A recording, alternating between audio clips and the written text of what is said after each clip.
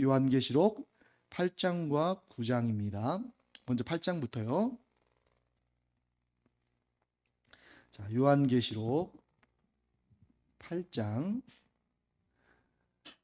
자, 우리 교독할까요? 제가 먼저 1절을 읽겠습니다. 일곱째 인을 떼실 때에 하늘이 반시간쯤 고요하더니 내가 보매 하나님 앞에 일곱 천사가 서 있어 일곱 나팔을 받았더라. 또 다른 천사가 와서 제단 곁에 서서 금향로를 가지고 많은 향을 받았으니 이는 모든 성도의 기도와 합하여 보좌 앞 금제단에 드리고자 함이라. 향연이 성도의 기도와 함께 천사의 손으로부터 하나님 앞으로 올라가는지라.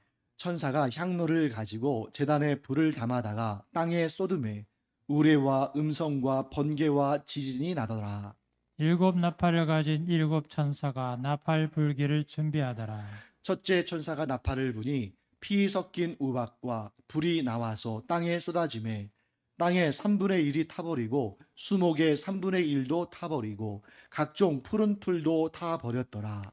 둘째 천사가 나팔을 부니 불붙는 큰 산과 같은 것이 바다에 던져지매 바다의 3분의 1이 피가 되고 바다 가운데 생명 가진 피조물들의 3분의 1이 죽고 배들의 3분의 1이 깨지더라. 셋째 천사가 나팔을 부니 횃불같이 타는 큰 별이 하늘에서 떨어져 강들의 3분의 1과 여러 물샘에 떨어지니 이 별 이름은 쓴 쑥이라.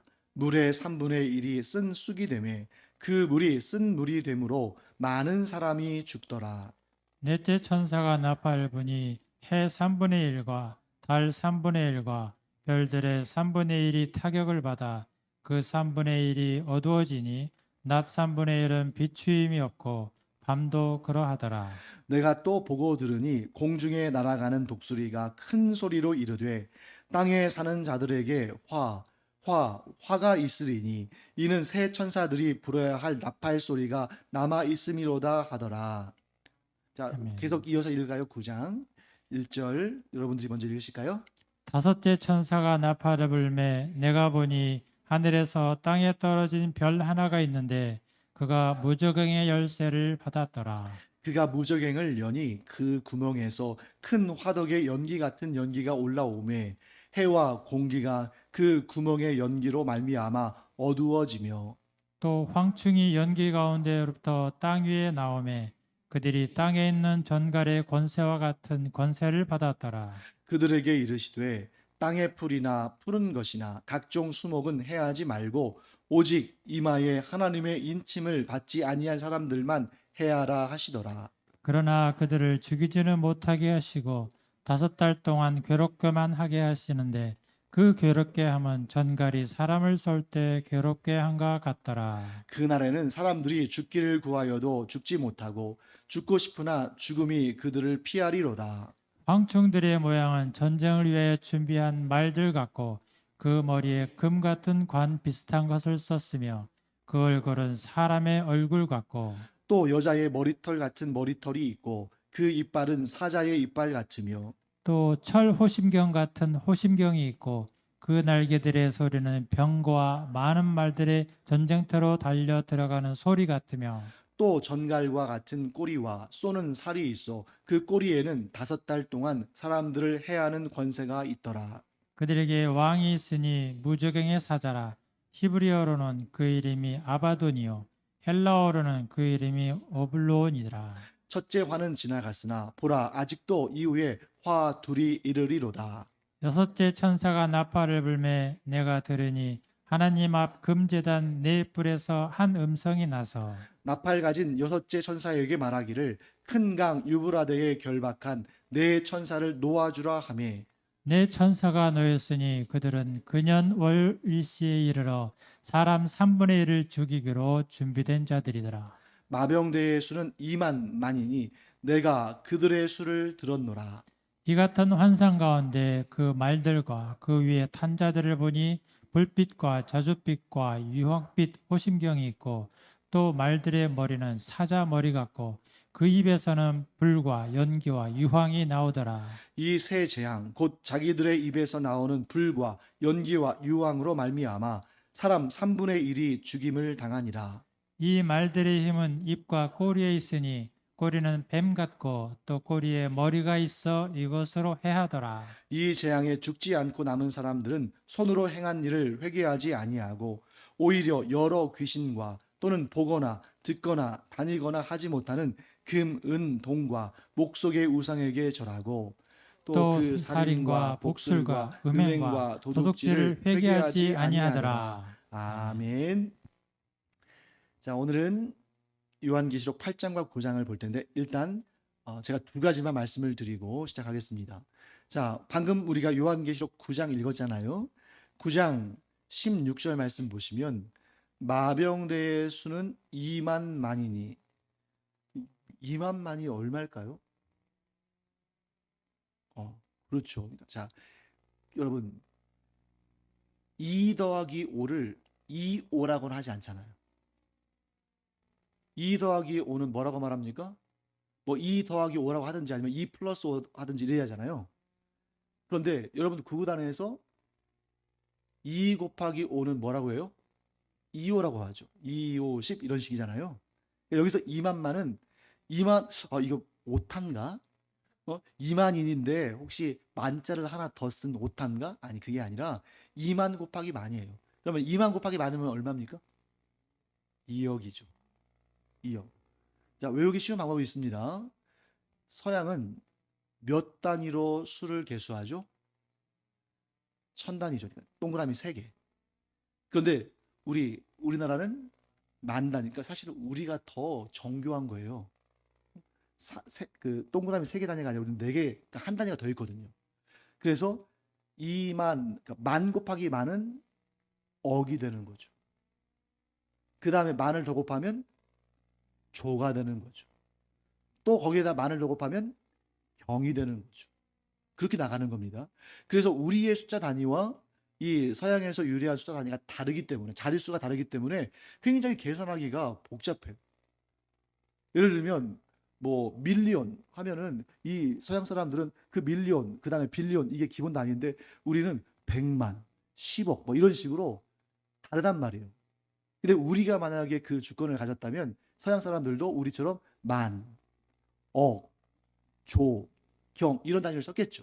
그러니까 여러분들이 이게 평소에는 별로 불편하지 않다가 언제 불편하냐면 외국에 여행 가면 달러 계산할 때 그 사람들은 1000단위 그렇게 되잖아요. 그런데 우리는 만 단위 이러니까 이게 조금 헷갈린단 말이죠. 뭐 어쩔 수 없는 부분이죠. 왜? 오늘날의 이 경제 체계가 서양 중심으로 흘러가니까 뭐 어쩔 수 없는 부분인데 그러니까 좀 외우기는 좀 힘들죠. 자, 그 부분 하나 알아두시고요. 그 다음에 더 중요한 것은 이 두 번째입니다. 여러분들에게 저에게 너무 많은 것을 기대하지 마세요.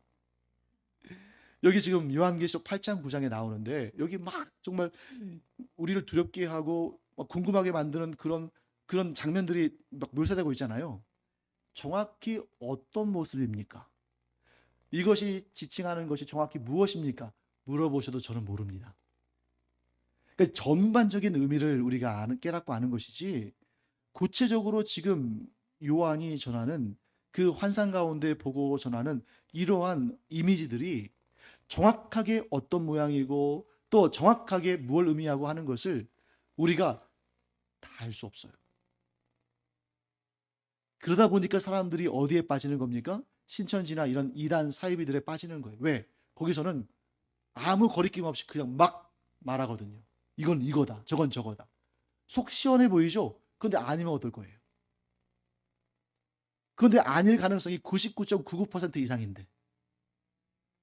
그래서 요한계시록을 여러분들이 공부하실 때 가장 중요한 것은 이 계시의 내용이 전반적으로 무엇을 뜻하는지, 하나님께서 이 내용들을 통해서 우리에게 어떤 메시지를 주시는지 그것을 깨달으려고 해야지 이 구체적인 하나하나의 이런 상징들을 가지고 이것이 어디에 매치가 되고 정확히 언제 어떤 모습으로 어떤 일로 나타날 것인가 이거를 맞추기 위해서 주신 책이 아니라는 것입니다.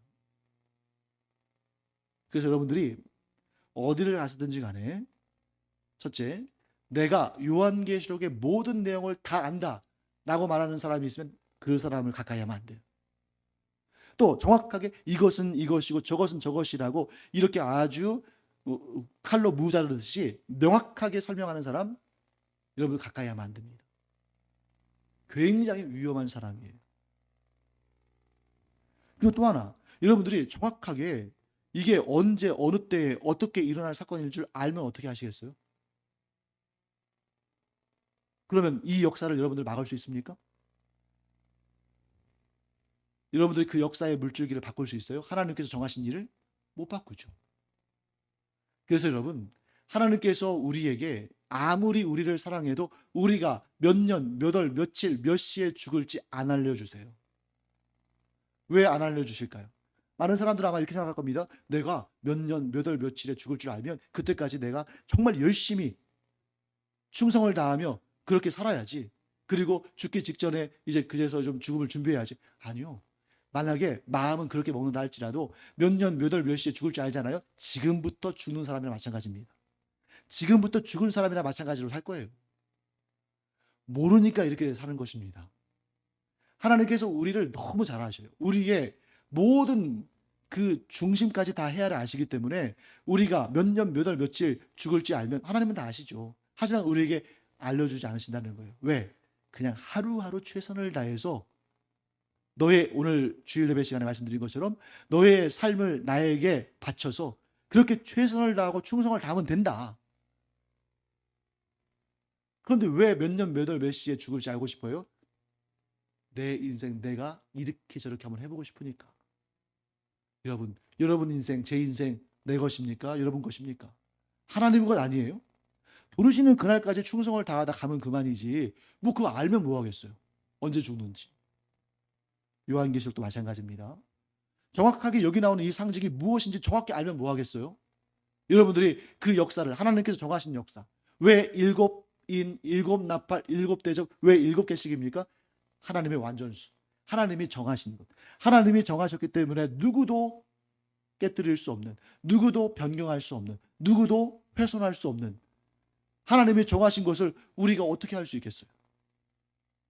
그러나 그럼에도 불구하고 우리가 요한계시록을 배우는 이유는 뭐냐면 이러한 과정들을 거치는 그런 하나님의 손을 우리가 짐작해 볼 수 있잖아요. 아, 하나님께서 이런 과정을 거치셔서 최후의 심판이 이르게 하시는구나.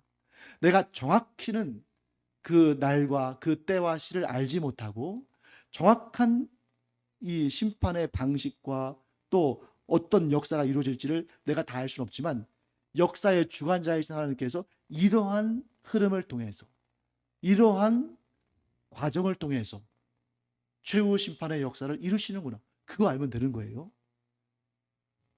그래서 무슨 이 퍼즐로 그림 맞추듯이 이렇게 맞추려고 하지 마시고 큰 그림을 보면 됩니다. 작은 퍼즐 하나하나에 여러분들이 막 너무 거기에 목매달지 말고 그 큰 그림을 보면서 하나님의 그 놀라운 역사를 우리가 알아가면 된다. 이렇게 정의하고 시작하겠습니다. 자, 8장부터 볼까요? 그리고 이 내용을 여러분들이 소유하고 싶으시면 여기 들어오시면 있는 그 주보 있죠. 그 주보의 뒷면에 맨 뒷면에 항상 이 내용 그 요약한 내용 그대로 이 PPT에 나오는 내용 그대로 제가 담아놨으니까요. 여러분들 이걸 참고하시면 되겠습니다. 교재처럼 사용하셔도 되겠죠. 자, 일곱 나팔의 심판이 요한계시록 8장과 9장에 등장합니다. 그런데 요한계시록 8장과 9장은 일곱 나팔의 심판인데 그 첫 시작은 일곱째 인으로부터 시작해요. 자, 뭘 의미할까요? 일곱째 인 딱 보셔요. 1절 말씀 보시면 일곱째 인을 떼실 때에 하늘이 반시간쯤 고요하더니 내가 보매 하나님 앞에 일곱 천사가 서 있어 일곱 나팔을 받았더라. 자, 일곱째 인에서 일곱째 인을 떼실 때에 나타난 하나님의 심판, 재앙은 뭡니까? 없죠. 없어요. 구체적인 내용이 없어요. 대신에 뭘로 이어집니까? 일곱 나팔의 심판의 시작으로 이어져요. 그 얘기는 뭘 의미하냐면 맨 처음에 이 요한계시록에 맨 처음에 등장하는 하나님의 심판이 일곱 인의 심판이었죠. 그 일곱 인은 뭐예요? 인이 도장이잖아요. 봉인된 봉인하는 도장. 일곱 인의 심판이 쭉 이어지는데 첫째부터 여섯째까지 이어진 다음에 오늘 8장 처음에 보는 것처럼 1절에서 보는 것처럼 일곱째 인을 딱 뗐는데 어떤 재앙과 심판의 내용이 나오는 것이 아니라 일곱 나팔이 등장해요. 그 얘기는 일곱 인의 심판이 쭉 이루어진 다음에 좀 쉬었다가 다시 일곱 나팔의 심판이 쭉 이어지고 그것이 딱 완료된 다음에 그 다음에 일곱 대접의 심판이 또 이렇게 이런 식으로 나뉘어지거나 혹은 분리된 것이 아니라 이 일곱 인, 일곱 나팔, 일곱 대접의 심판이 쭉 연결되는 거예요. 쭉 연결되는데 어떤 특징이 있습니까? 점점 강해지는 겁니다. 하나님의 심판이 어느 날 뚝 떨어졌다가 좀 쉬었다가 뚝 떨어졌다가 좀 쉬었다가 뚝 떨어졌다가 이게 아니라 하나님의 심판이 계속되고 있는 거예요. 지금도 하나님의 심판의 시기라고 말할 수 있습니까? 없습니까? 있죠. 계속 이어지는데 이게 어떤 특징을 가지고 있어요? 범위가 넓어지고 그 강도, 그 세기가 커지고 점점 커져요. 4분의 1이 3분의 1이 되고 나중에 전체가 되고 이런 식으로. 일곱째 나팔도 마찬가지입니다. 일곱 번째 나팔 심판이 이루어질 때 바로 뭘로 연결돼요? 일곱 대접의 심판으로 연결이 돼요. 자, 어떤 의미인지 알겠죠? 나누어지고 분리되는 것이 아니라 연결되어지는데 그것이 갈수록 심판의 범위가 넓어지고 심판의 세기가 강해진다. 그러다 딱 마지막에 일곱 대접의 심판 마무리할 때 최후의 심판의 역사가 일어나는 것이다 하고 볼 수가 있습니다. 자, 이제 구체적인 내용도 한번 볼까요? 일곱째 인을 떼실 때 일곱 천사가 일곱 나팔을 받습니다. 자, 그때 아주 중요한 내용이 나옵니다. 3절 말씀이에요. 요한계시록 8장 3절을 보시면 이런 말씀 나옵니다. 또 다른 천사가, 여기서 또 다른 천사는 어떤 천사겠어요? 일곱 천사가 일곱 나팔을 받았는데 그 일곱 천사가 아닌 또 다른 천사가 와서 제단 곁에 서서 금향로를 가지고 많은 향을 받았으니 이는 모든 성도의 기도와 합하여 보좌 앞 금제단에 드리고자 함이라. 자, 이 모습은 여러분들이 뭐를 상상하시면 되냐면 지금 하나님의 보좌 앞에서 일어나는 일이잖아요. 하나님께서 지금 이 순간에만 이렇게 계시는 것이 아니라 하나님은 항상 이렇게 계시는 분이에요. 영원토록. 그래서 하나님께서 성막을 만들게 하실 때, 모세에게 성막을 만들게 하실 때, 그리고 솔로몬 시대에 성전을 만들게 하실 때 동일한 구조로 이 지상에 천상의 하나님의 보좌의 그 구조를 담아내게 하셨어요. 그래서 어떻게 됐냐면 일단 성전과 성막, 성막과 성전의 구조가 동일합니다. 성전에 딱 들어가요. 성전 밖은 뜰이죠. 성전에 딱 들어가면 맨 처음에 만나는 공간이 어떤 공간입니까? 성소입니까? 지성소입니까? 성소죠. 성소까지는 제사장들이 들어갈 수 있어요. 그래서 성소에 딱 들어갔을 때 오른편으로는 방위로는 북쪽입니다. 왜냐하면 동쪽에서 들어가거든요. 성전과 성막의 입구는 동쪽이기 때문에 딱 들어가자마자 오른쪽은 북쪽인 거예요. 거기에는 진설병을 올려놓은 상이 있습니다. 12지파를 상징하는 12개의 진설병을 안식일마다 새 것으로 바꿔요. 그리고 딱 들어가서 왼쪽은 남쪽이죠. 거기에는 황금, 금으로 만든 등이 있어요. 등잔대. 등잔대에 7개의 등불을 올려놓습니다. 그리고 정면으로는 무엇이 있냐면 지성소가 있어요. 지성소에는 아무도 못 들어가요. 1년에 딱 한 번 대속죄일 날 대제사장이 들어가서 그곳을 청소하고 하나님을 섬기는 역할을 해요. 그런데 날마다 들어갈 수 없는 곳이잖아요. 그럼에도 불구하고 날마다 지성소 안에 계신다고 생각하는, 사실 뭐 하나님을 어떻게 지성소 안에 가두겠어요. 하지만 하나님의 임재가 지성소 안에 있는 그 언약궤의 뚜껑 속죄소에 임하신다고 하셨으니까 그 속죄소가 있는, 즉 하나님의 언약궤가 있는 그 지성소 앞에 무엇을 두냐면 여기 보면 금향로가 있죠. 금향로를 두고 매일같이 거기에서 향을 피워서 하나님을 섬기는, 그래서 하나님께서 이 향의 냄새를 흠향하시는, 그 향의 냄새를 받으시고 기뻐하시는 그런 장면이 이제 성전과 그 이전에 성막에서 이루어지죠. 그런데 여기 정말 중요한 내용이 나왔어요. 제사장들은 지성소 안으로는 들어가지 못하고 지성소 앞에 있는 금향로에다가 향을 피워서 하나님께 드리지만, 정작 하나님께서 천상의 보좌 앞에서 받으시는 것은 뭐라는 겁니까? 모든 성도의 기도라는 거예요. 하나님은 성도들의 기도를 받으시기를 기뻐하신다는 겁니다. 하나님은 성도들의 기도를 외면하지 않으신다는 거예요. 매일같이 지성소 앞에 금향로에서 향을 피워드리듯이 우리가 매일같이 드리는 기도를 하나님께서는 항상 기다리시고 그 기도를 들으시고 그 기도에 응답하신다.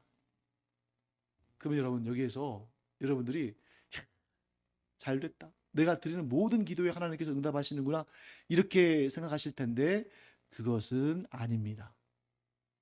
왜 아닐까요? 하나님의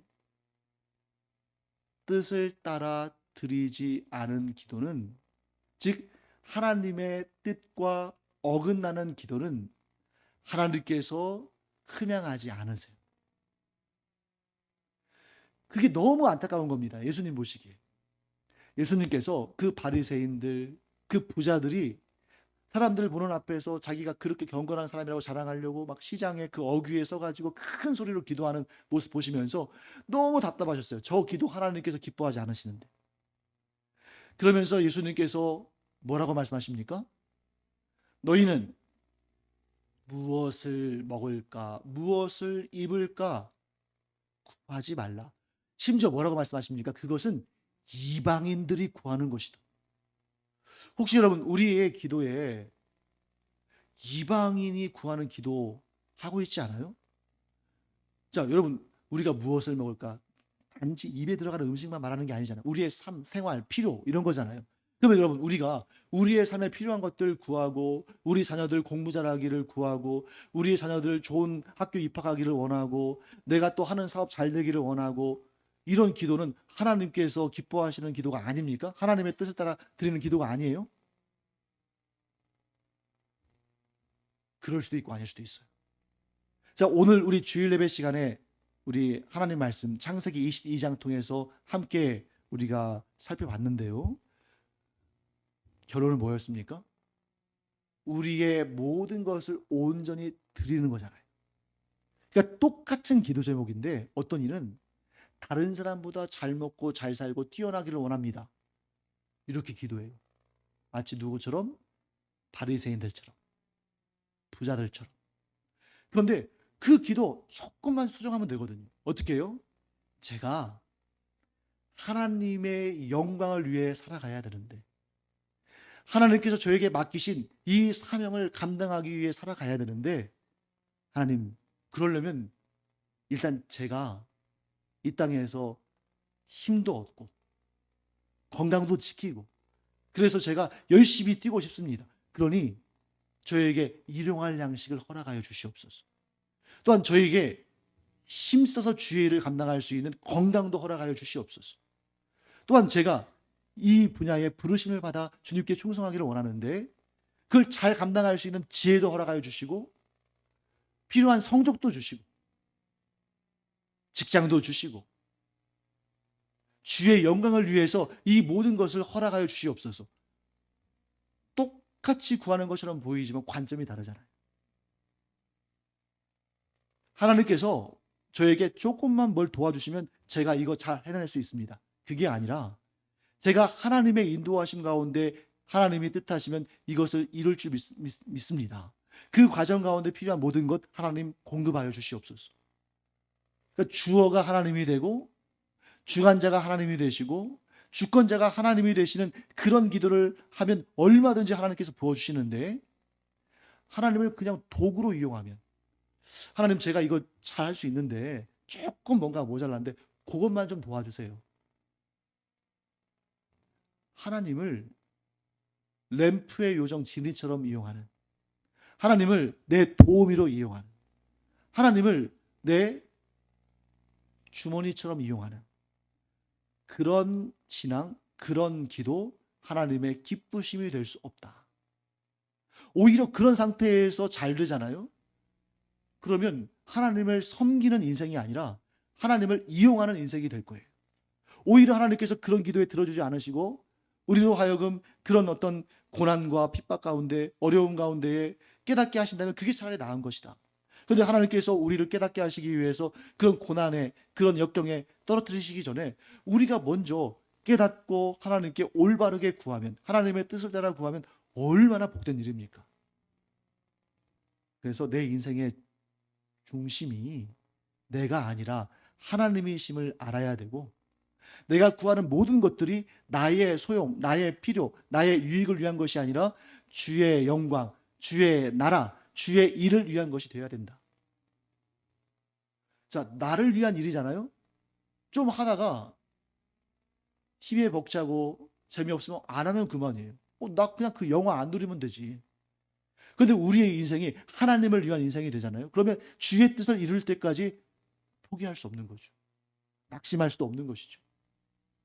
그래서 내 인생이 나 자신의 유익을 위한 삶인가, 아니면 주의 영광과 주의 나라를 위한 삶인가, 여기부터 시작해야 돼. 여기부터 확정을 해야 그 다음에 우리가 우리의 인생을 살아갈 수 있는 것입니다. 네, 그 다음 볼까요? 자, 첫째 나팔의 심판 대상. 지금 첫째부터 여섯째까지 쭉 무엇을 심판하시는지가 나옵니다. 자, 첫째 나팔의 심판 대상은 뭡니까? 땅입니다. 땅과 그 위의 수목과 풀의 3분의 1이 파괴됩니다. 그런데 여러분, 요한이 지금 환상을 보고 기록하잖아요. 요한이 그 넓은 땅을 다 계수할 수 있을까요?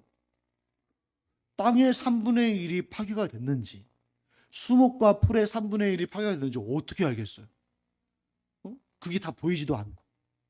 그렇기 때문에 여러분, 이것은 정말 요한이 이 세계 곳곳을 다니면서 다 마치 김정호 그 어르신이 그 조선 곳곳을 걸어 다니면서 대동여지도 만든 것처럼 그렇게 한 게 아니라 하나님께서 보여주신 거예요.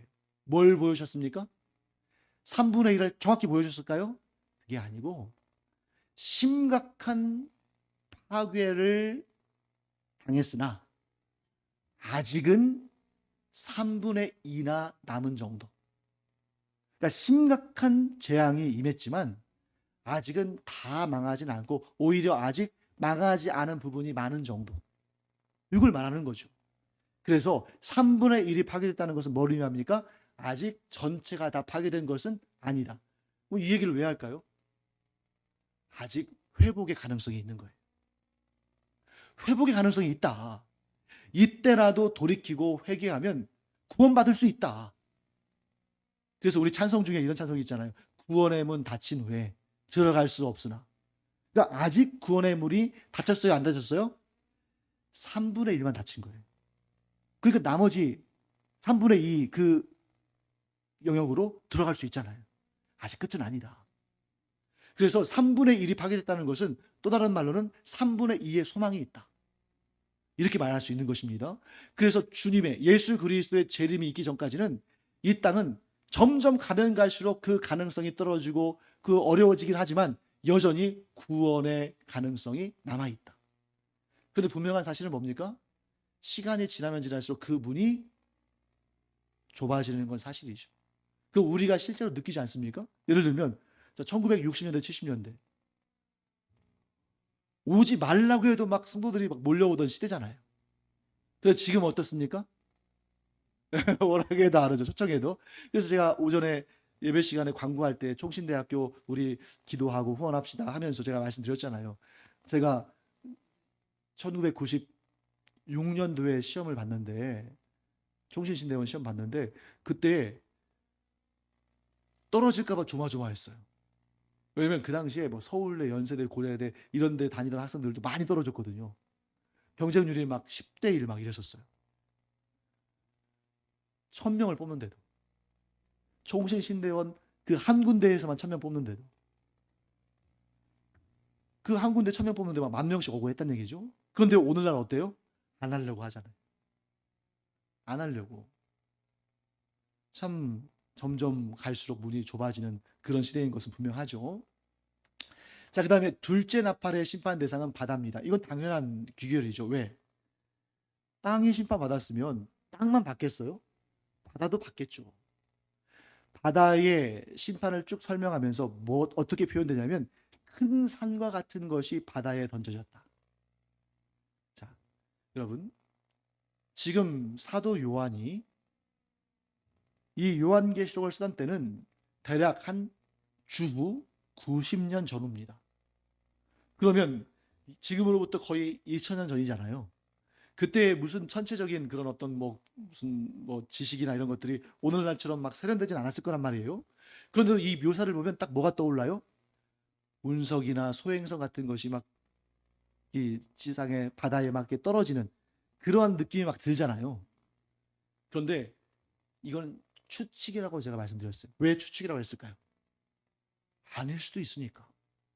하나님은 무엇이든지 어떤 것이든지 들어 사용하실 수 있으시기 때문에 심지어 이 지구상에서는 아니면 이 우주상에서는 존재하지 않는 무엇인가를 하나님께서 이용하셔서 그걸 창조하셔서 이렇게 심판하실 수도 있는 거잖아요. 하지만 보통의 경우는 하나님께서 하나님의 심판을 내리실 때에 어떻게 내리셔요? 들어봄직한, 존재할 만한 그런 것들을 이용하시는 경우들을 많이 보죠. 그래서 소돔과 고모라 땅을 하나님께서 심판하실 때도 뭘 가져가셨어요? 유황불이 하늘에서 떨어지는 이런 방식을 통해서. 그래서 아마도 그러지 않을까 추측하는 것인데 아닐 수도 있다. 그랬더니 바다의 3분의 1이 피와 같이 되고 바닷속 생물들과 배들의 3분의 1이 파괴됐습니다. 자, 이것도 다른 관점에서 해석하면 어떻게 해석할 수 있다고요? 네, 아직도 구원의 가능성이 있다. 아직도 돌이켜서 회개하면 구원받을 수 있다. 아직도 구원의 문이 닫히지 않았다. 이렇게 우리 볼 수 있는 것입니다. 하지만 3분의 1이 파괴될 정도면 무시무시한 일이죠. 이거 3분의 1이 아니라 여러분 전 세계 인구의 1%만 죽는다고 해보세요. 자, 70억 이제 넘었죠. 75억쯤 된다고 했을 때 75억 인구의 1%면 얼마입니까? 75억의 1%. 75억의 10%가 7억 5천일 거 아니에요. 7,500만이죠. 여러분, 7,500만이 일시에 죽는다? 엄청나게 무서운 일 아닙니까? 그럼에도 불구하고 아직 구원의 소망이 사라지지 않았다. 아직도 여전히 하나님께서 긍휼의 은총을 베풀고 계신다 하는 것을 보게 됩니다. 자, 그 다음에 셋째 나팔의 심판 대상은 육지의 물입니다. 아주 하나님께서 정말 중요한 것들을 그냥 하나씩 하나씩 이렇게 쳐나가시죠. 마치 뭐와 같습니까? 출애굽기에 보면 이스라엘 백성들을 내 백성을 내놔라 라는 하나님의 명령에 불복한 그 바로 애굽 왕 바로에게 하나님께서 10가지 재앙을 내리시는데 차곡차곡 내리시잖아요.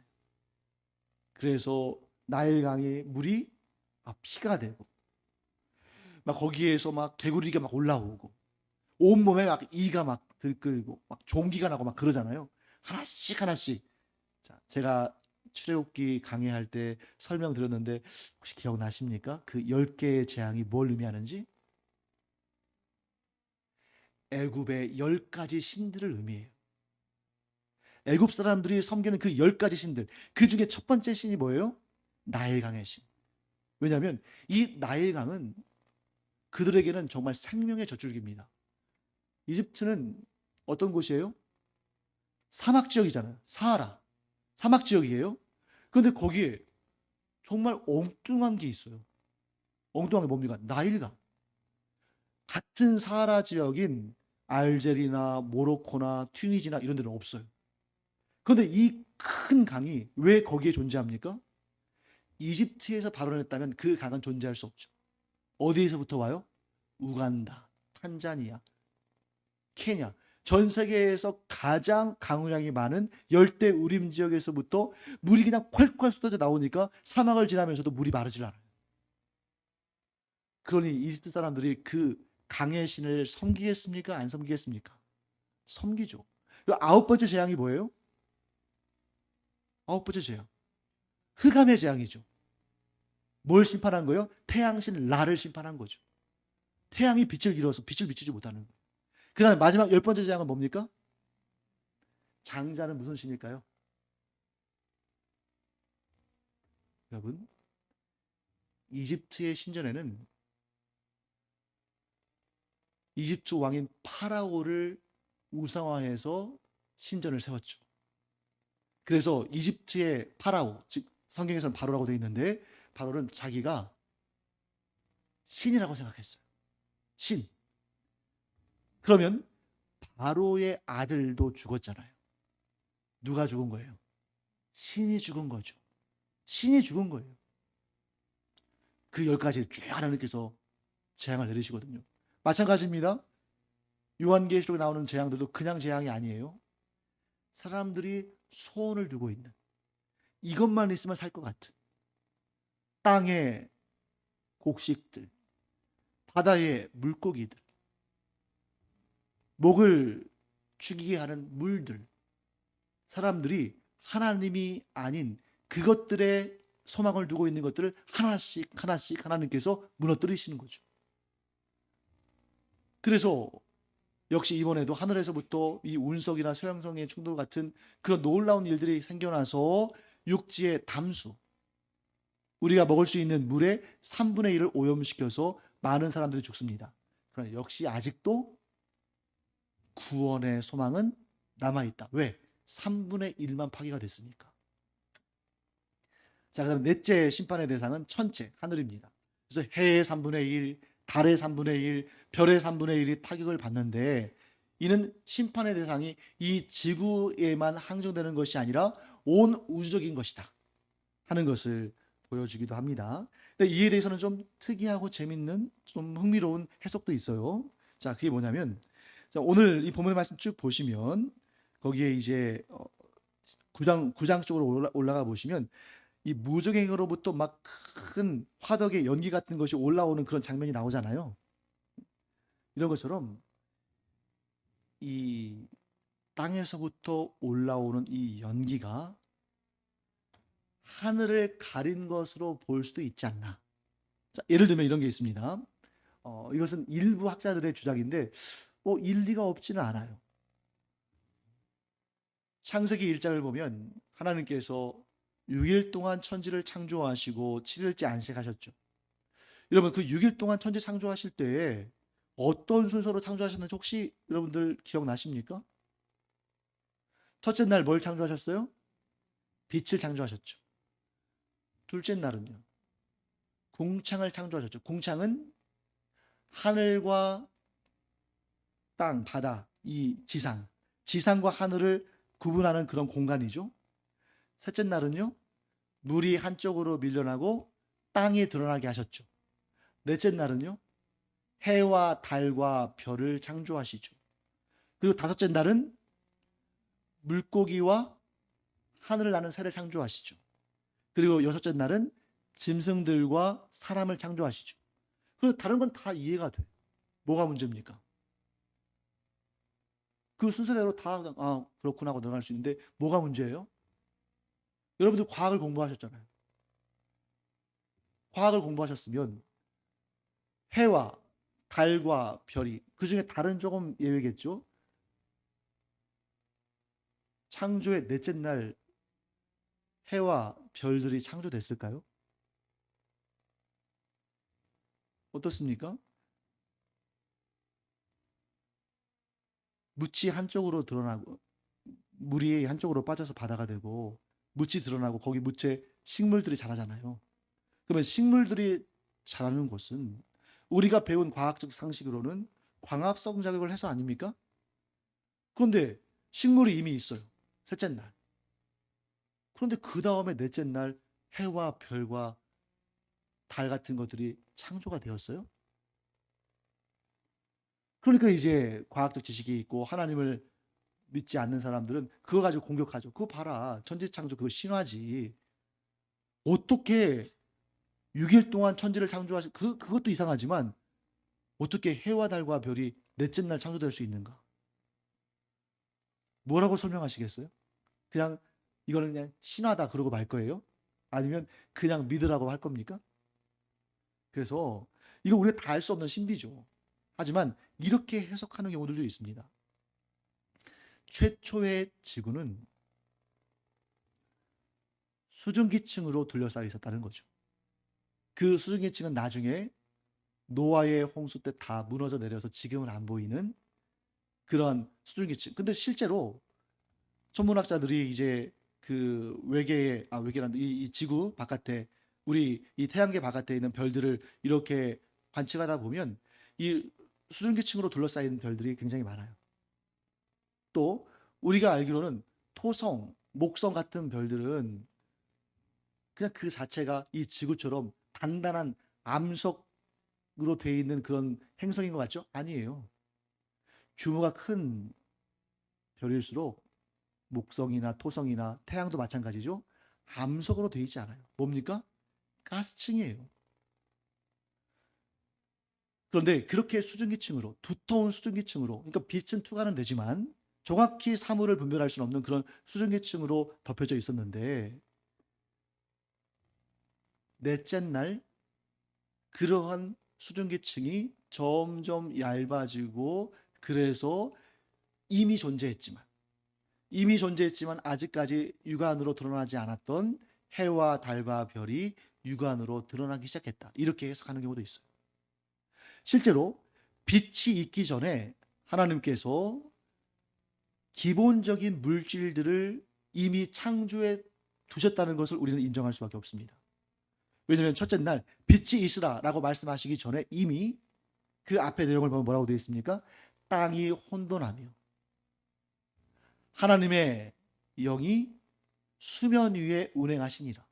그러니까 이미 이 지구를 구성하고 천체를 구성할 만한 기본적인 요소들 땅은 거기서 뭐겠어요? 땅이 혼돈하다는 것은 이렇게 뭉쳐있지 않다는 거잖아요.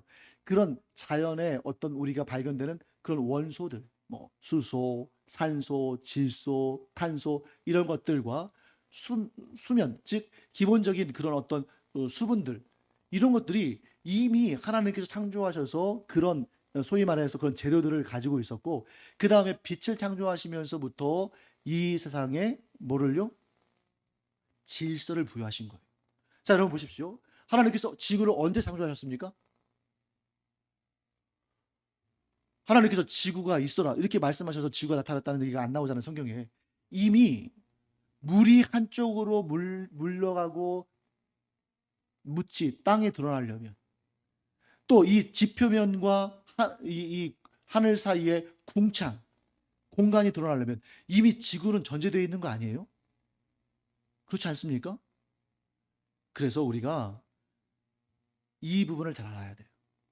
창세기의 기록은 누가 했습니까? 최초에 하나님이 창조하시는 모든 장면을 보고 옆에서 쓴 사람이 있을까요? 없죠. 모세가 시내산에서 황산 중에 그 모습을 봤죠. 그러니까 하나님께서 보여주신 만큼 본 거예요. 그걸 기록한 것입니다. 더군다나 모세는 훌륭한 사람이었지만 지금으로부터 3,500년 전 사람이에요. 그러니 오늘날 우리만큼의 과학 지식도 없을 겁니다. 그냥 보여주신 대로 쓴 거예요. 넷째 날 보니까 하늘이 점점 밝아지면서 해와 달과 별이 보여요.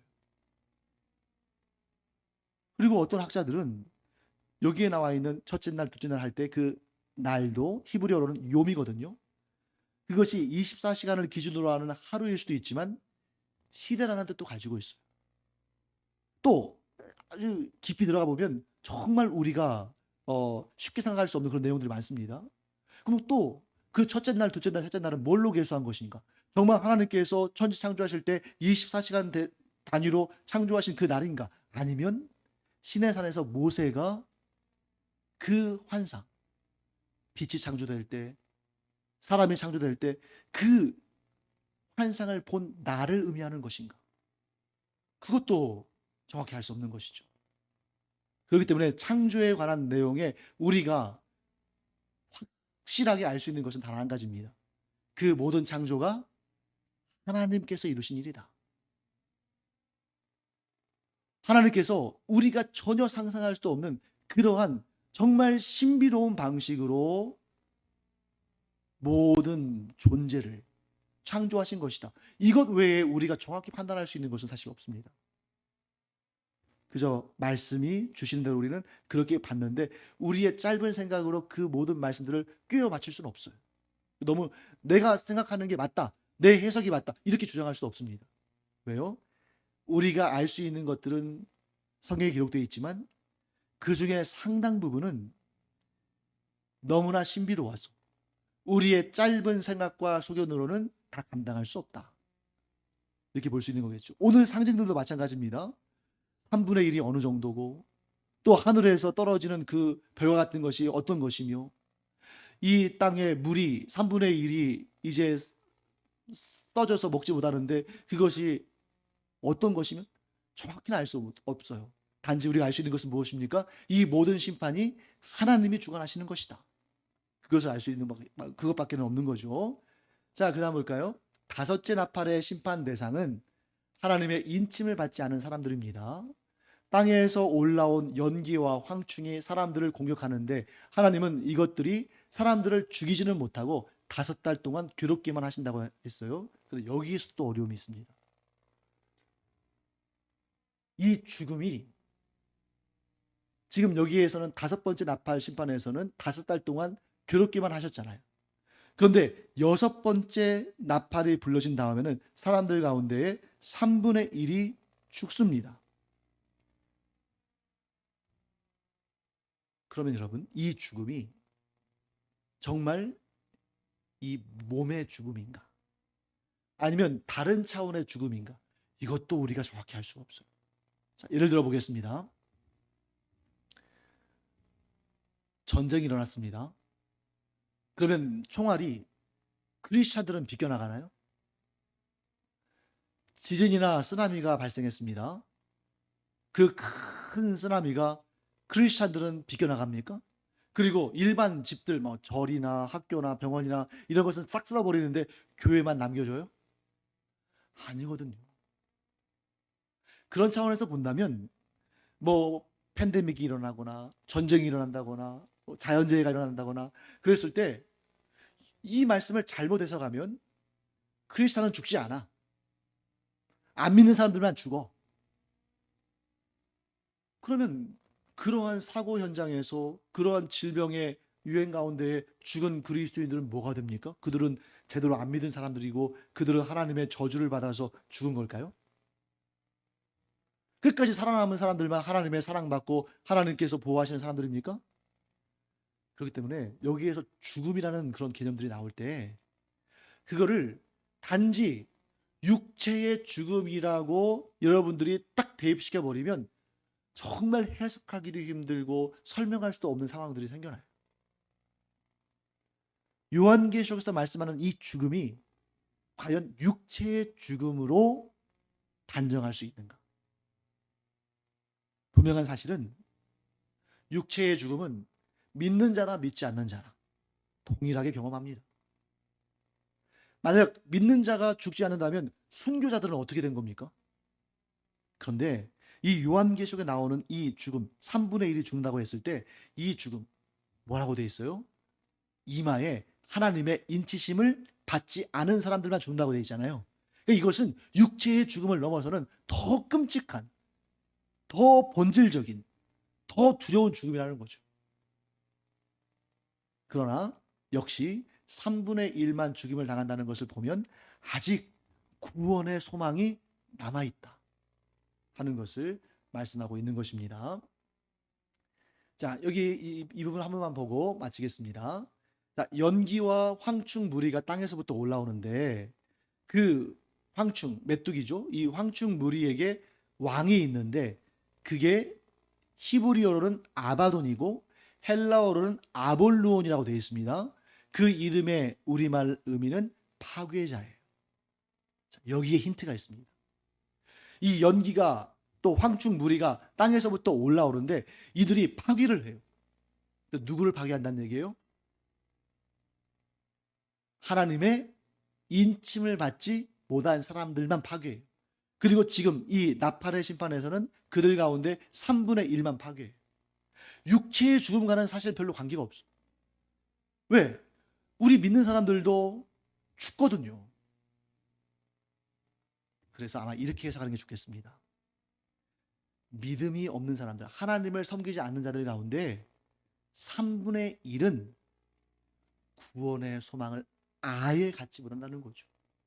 그렇지만 아직도 하나님을 믿지 않는 자들 가운데 3분의 2는 구원의 기회가 아직 열려 있는 것이다.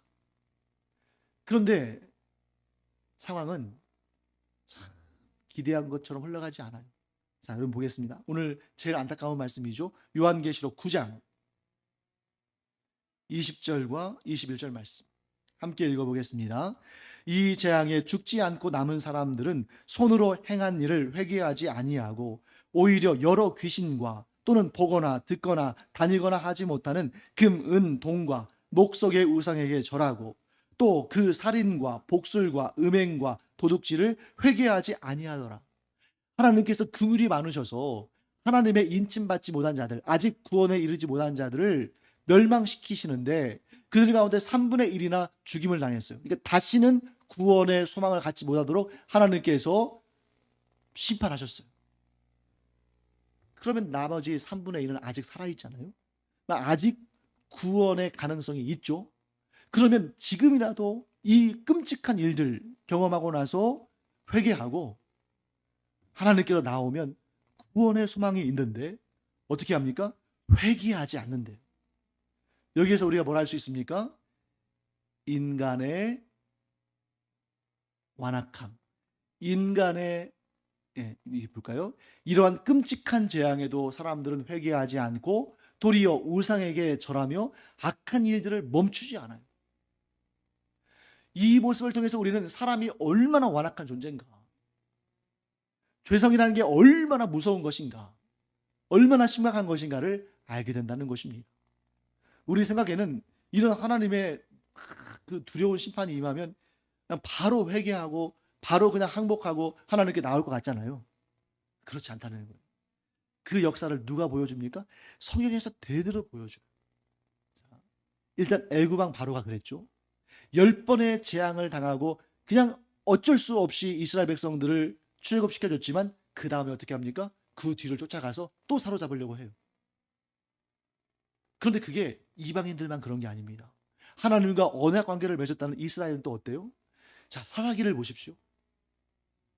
하나님께서 구원해 주시면 감사하고 막 하다가 또 한 30년, 40년 지나면 또 하나님을 버리고 우상을 섬기고 그렇게 막 패역한 삶을 살 때 하나님께서 또 다른 나라를 들어 일으키셔서 또 심판하시면 그때 또 죽겠다고 막 하나님 우리 죽겠습니다. 우리 살려주십시오. 해서 하나님께서 또 사사를 보내셔서 구원하시면 또 우상을 섬기고 너무너무 완악하지 않습니까? 그런데 그런 죄성이 우리 안에는 있습니까? 없습니까? 우리에게도 있다는 거예요. 우리가 하나님을 섬기면서도 여전히 우리 안에서는 우리의 죄성과의 영적인 전투 가운데 있는데 그걸 잘 이겨낼 때도 있지만 때로는 우리가 쓰러지고 넘어지고 굴복해서 또 죄를 짓고 하나님 마음 아프게 하고 그런 삶을 살잖아요. 가장 지혜로운 자는 어떤 사람입니까? 죄를 짓지 않는 사람. 그런데 그러한 완벽한 지혜로운 사람은 이 땅에 존재합니까? 존재하지 않습니까? 존재하지 않아요. 그렇기 때문에 우리는 이 땅에서 완벽할 수는 없다는 것을 스스로 압니다. 그러면 어떻게 해야 될까요? 최대한 빨리 잘못을 뉘우치고 회개하는 자가 가장 지혜로운 자다. 여기서 그걸 보여주고 계시는 거예요. 이런 재앙을 보고도 회개하지 않아요. 자기의 잘못을 하나님께서 책망하시는데도 돌이키지 않아요. 이게 세상 사람들의 모습인데 우리도 어느덧 그 세상 사람들에게 물들어서 그러고 있지 않는가? 그래서 여러분, 가장 지혜로운 그리스도인은 죄를 짓지 않는다고 말하는 사람이 아니라 최대한 빨리 돌이키고 회개하고 회복되는 자다. 꼭 기억하는 우리 되기 바랍니다.